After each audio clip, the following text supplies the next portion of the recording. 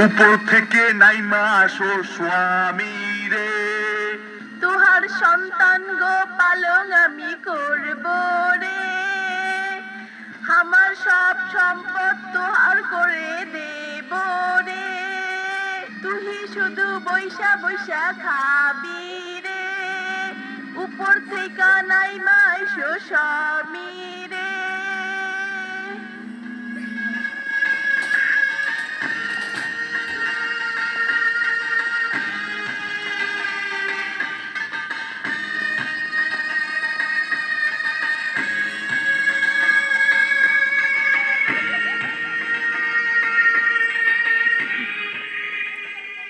এখন থেকে তোহারা স্বামী স্ত্রী হইলি, এখন আমাদের আর কোনো পাপ হইবিক নাই।